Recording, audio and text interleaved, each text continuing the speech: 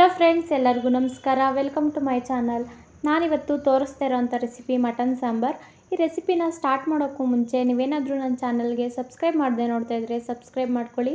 ಹಾಗೆ ಪಕ್ಕದಲ್ಲಿರೋಂಥ notification ಬೆಲ್ನ click ಮಾಡಿ. ಬನ್ನಿ ಇವಾಗ ಈ ರೆಸಿಪಿನ ಸ್ಟಾರ್ಟ್ ಮಾಡೋಣ. ನಾನಿಲ್ಲಿ 1 ಇಂಚ್ ಶುಂಠಿ, 1 ಬೆಳ್ಳುಳ್ಳಿ, 5 ಹಸಿಮೆಣಸಿನ್ಕಾಯಿ, 1 ಮೀಡಿಯಮ್ ಸೈಜ್ ಈರುಳ್ಳಿ, ಸ್ವಲ್ಪ ಕೊತ್ತಂಬರಿ ಸೊಪ್ಪು, ಒಂದು 5 ಲವಂಗ ಇಷ್ಟನ್ನು ತಗೊಂಡಿದ್ದೀನಿ. ನಾನಿದು 1 kg ಮಟನ್ಗಾಗೋಷ್ಟು ಮಸಾಲೆನ ಹಾಕೋತಾ ಇದ್ದೀನಿ. ನೀವೇನಾದರೂ ಇನ್ನೂ ಜಾಸ್ತಿ ಮಟನ್ ಮಾಡೋದಾದರೆ ಇದನ್ನು ಎಕ್ಸ್ಟ್ರಾ ತಗೊಳ್ಳಿ. ಇವಾಗ ಇದೆಲ್ಲನೂ ಮಿಕ್ಸಿಗೆ ಜಾರ್ಗೆ ಹಾಕ್ಕೊಂಡು ಗ್ರೈಂಡ್ ಮಾಡ್ಕೊತಾ ಇದ್ದೀನಿ.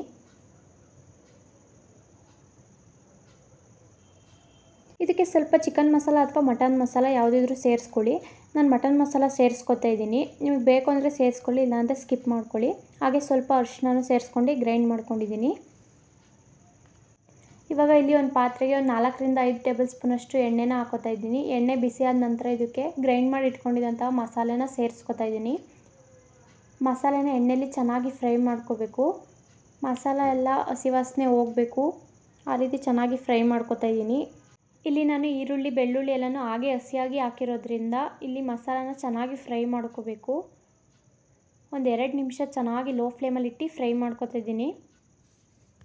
ಮಸಾಲೆದು ಎಣ್ಣೆ ಬಿಟ್ಟ ನಂತರ ಇದಕ್ಕೆ ಚೆನ್ನಾಗಿ ತೊಳೆದಿಟ್ಕೊಂಡಿರೋಂಥ ಮಟನ್ನ ಸೇರಿಸ್ಕೊತಾ ಇದ್ದೀನಿ. ಮಟನ್ನ ಚೆನ್ನಾಗಿ ಉಪ್ಪು ಅರಿಶಿಣದ ನೀರಲ್ಲಿ ತೊಳ್ಕೊಳ್ಳಿ, ಆವಾಗ ಮಟನ್ದು ಹಸಿ ವಾಸನೆ ಹೋಗುತ್ತೆ. ಮಟನ್ನ ಹಾಕಿ ಆದಮೇಲೆ ಲೋ ಫ್ಲೇಮಲ್ಲಿ ಇಟ್ಕೊಂಡು ಚೆನ್ನಾಗಿ ಮಿಕ್ಸ್ ಮಾಡ್ಕೋಬೇಕು. ಚೆನ್ನಾಗಿ ಮಿಕ್ಸ್ ಮಾಡಿ ಆದಮೇಲೆ ಇದನ್ನ ಲಿಡ್ನ ಕ್ಲೋಸ್ ಮಾಡಿ ಬೇಯಿಸ್ಕೊತಾ ಇದ್ದೀನಿ.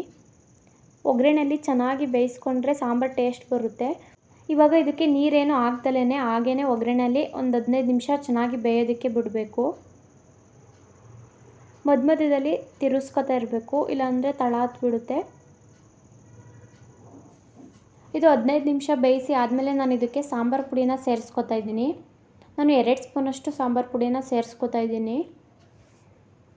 ನೀವು ಸಾಂಬಾರು ಎಷ್ಟು ಮಾಡ್ತೀರೋ ಅದ್ರ ಕ್ವಾಂಟಿಟಿ ತಕ್ಕಂತೆ ಸಾಂಬಾರು ಪುಡಿನ ಸೇರಿಸ್ಕೊಳ್ಳಿ. ಸಾಂಬಾರು ಪುಡಿನ ಸೇರಿಸಿ ಆದಮೇಲೆ ಒಂದು 10 ಸೆಕೆಂಡು ಇದನ್ನ ಲೋ ಫ್ಲೇಮಲ್ಲೇ ಚೆನ್ನಾಗಿ ಬೇಯಿಸಬೇಕು.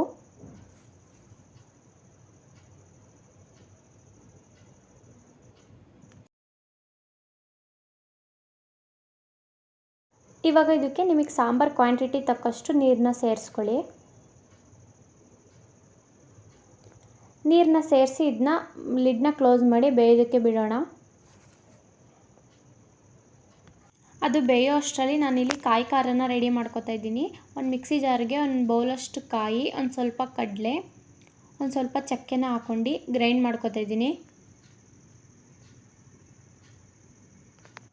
ಇವಾಗ ಇದು ಚೆನ್ನಾಗಿ ಬೆಂದಿದೆ. ಇದು ಆಲ್ರೆಡಿ ಒಗ್ಗರಣೆಲೇ ಒಂದು 3/4 ಭಾಗ ಬೆಂದಿತ್ತು. ಮಟನ್ಗೆಲ್ಲ ಖಾರ ಹಿಡಿಯೋದಕ್ಕೋಸ್ಕರ ಒಂದು 10 ನಿಮಿಷ ಚೆನ್ನಾಗಿ ಬೇಯಿಸ್ಕೋಬೇಕು. 10 ನಿಮಿಷ ಬೇಯಿಸಿ ಆದಮೇಲೆ ರುಬ್ಬಿಟ್ಕೊಂಡಿರೋವಂಥ ಕಾಯಿ ಖಾರನ ಇದಕ್ಕೆ ಸೇರಿಸ್ಕೊತಾ ಇದ್ದೀನಿ. ಕಾಯಿ ಖಾರನ ಸೇರಿಸ್ಕೊಂಡ್ಮೇಲೆ ಇದು ಸ್ವಲ್ಪ ಗಟ್ಟಿಯಾದಂಗೆ ಅನಿಸುತ್ತೆ. ಅದಕ್ಕೆ ಒಂದು ಸ್ವಲ್ಪ ನೀರನ್ನ ಸೇರಿಸ್ಕೊಂಡು ಇದನ್ನ ಬೇಯಿಸ್ಕೊತಾ ಇದ್ದೀನಿ. ಕಾಯಿನ ಹಾಕಿ ಆದಮೇಲೆ ಇದಕ್ಕೆ ರುಚಿಗೆ ತಕ್ಕಷ್ಟು ಉಪ್ಪನ್ನ ಹಾಕಿ ಇನ್ನೊಂದು 2 ನಿಮಿಷ ಬೇಯಿಸ್ಕೊಂಡ್ರೆ ಮಟನ್ ಸಾಂಬಾರು ರೆಡಿ ಆಗುತ್ತೆ. ಟೇಸ್ಟ್ ತುಂಬ ಚೆನ್ನಾಗಿರುತ್ತೆ. ನೀವು ಒಂದು ಸಲ ಇದನ್ನ ಟ್ರೈ ಮಾಡಿ ಹೇಗಿತ್ತು ಅಂತ ಕಮೆಂಟ್ ಮಾಡಿ.